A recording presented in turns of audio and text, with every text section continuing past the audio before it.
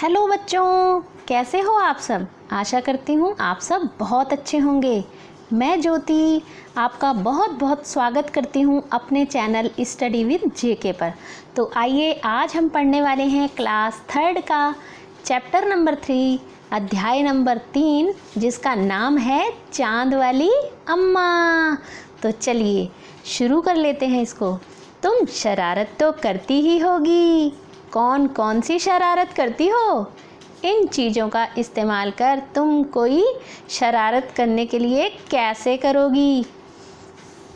अभी देखो, अगर झाड़ू का इस्तेमाल करना हो, इस झाड़ू का इस्तेमाल करके आप क्या शरारत करते हैं, या पंखों को देखकर उसका इस्तेमाल आप किस शरारत को करने को करते हैं। अच्छा, मैं आपको एक बात बताऊं, हमारे घर में भी एक छोटा सा शैतान बच्चा है।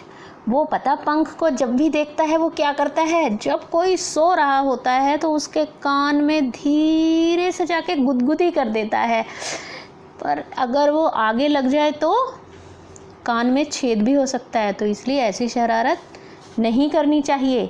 हाँ, कागज़ के टुकड़े से बच्चे नाव या फिर हेलीकॉप्टर बनाते हैं और उसको आसमान में उड़ाते हैं, और गुब्बारे को देखकर तो बच्चे उसका हमेशा हैप्पी बर्थडे ही करने को तैयार रहते हैं। क्यों? क्योंकि हैप्पी बर्थडे पे गुब्बारे को ठां करके फोड़ देते हैं।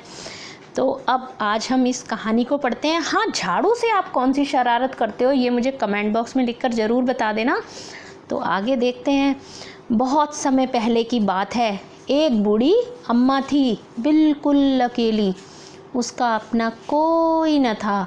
घर का कामकाज उसे खुद ही करना पड़ता। सुबह उठकर कुएं से पानी लाना, खाना बनाना आदि। उसके साथ एक परेशानी थी। वह रोज़ सुबह उठकर जब घर में झाड़ू लगाती तब तक तो सब ठीक रहता। जैसे ही वह आंगन में जाती और झाड़ू लगाने के लिए झुकती, तभी आसमान आकर उसकी कमर से टकराता। अम्मा उसे घूर कर देखती तो थोड़ा सा वह हट जाता। फिर वह जैसे ही दोबारा झुकती, आसमान फिर अपनी हरकत दोहराता, यानी फिर से उससे टकरा जाता। 1 दिन, 2 दिन, 3 दिन लगातार यही क्रम चलता रहा। अम्मा झाड़ू लगाए और आसमान उसे तंग करे। अच्छा, कुछ बच्चे पता क्या करते हैं, जब उनकी मदर झाड़ू लगाती हैं, उनकी मम्मी झाड़ू लगाती हैं, तो कुछ भी खाते हैं, कुरकुरे खाते हैं, चिप्स खाते हैं, लाकर कूड़ा पूरे घर में फैला देते हैं। टॉफ़ी भी खाते हैं ना, उसके भी रैपर्स घर में फैला देते हैं। मम्मी कब तक सफाई करें? बच्चों को बहुत समझाया जाता है, स्कूल्स में भी समझाया जाता है कि ये आप इसको डस्टबिन में फेंकें। और वैसे तो बच्चे आजकल बहुत समझदार हो गए हैं। आप भी समझदार हो ना? आप तो ऐसा नहीं करते ना? आप कूड़े को डस्टबिन में ही डालते हो ना? जल्दी से बताओ मुझे, येस और नो। चलो कमेंट बॉक्स में लिखकर बता देना। आगे देखेंगे। एक दिन कुएं पर पानी भरने को लेकर अम्मा का किसी और से झगड़ा हो गया। अम्मा जरा गुस्से में थी। वह झाड़ू उठाकर आंगन में गई और जैसे ही झुकी, आसमान ने अपनी आदत के अनुसार उसे फिर छेड़ा, यानी फिर से आकर अम्मा से टकरा गया। अम्मा ने आव देखा ना ताव और कसकर एक झाड़ू आसमान को दे मारी। आसमान झट हट गया, पर वह भी अपनी आदत से मजबूर था। दूसरी बार फिर अम्मा के झुकते ही टक्कर मारने लगा। अम्मा ने फिर पूरी ताकत से उस पर वार किया। यहाँ देखो, पिक्चर में दिखा रहे हैं ना, ऐसे ही अम्मा ने उसको फिर से झाड़ू से मार दिया। आसमान को शरारत सूझी। इस बार उसने झाड़ू पकड़ ली। उधर अम्मा भी झाड़ू पकड़े थी। रस्साकशी शुरू हो गई। कभी अम्मा झाड़ू को खींच रही, कभी आसमान झाड़ू को खींच रहा। झाड़ू का ऊपर वाला हिस्सा आसमान पकड़े हुआ था तो नीचे वाला अम्मा, जैसा कि आप यहाँ पिक्चर में देख रहे हो, दोनों छोड़ने को तैयार नहीं थे। अम्मा चिल्लाई, छोड़ मेरा झाड़ू, मेरे पास एक यही झाड़ू है। तब भी आसमान ने नहीं छोड़ा। बूढ़ी अम्मा कब तक रस्साकशी करती? थक गई। आसमान ने झाड़ू खींचना नहीं छोड़ा। अब वह झाड़ू के साथ ऊपर उठने लगा। उसके साथ साथ झाड़ू पकड़े हुए अम्मा भी ऊपर जाने लगी। अरे, वह चिल्लाई, मुझे नीचे छोड़ दे।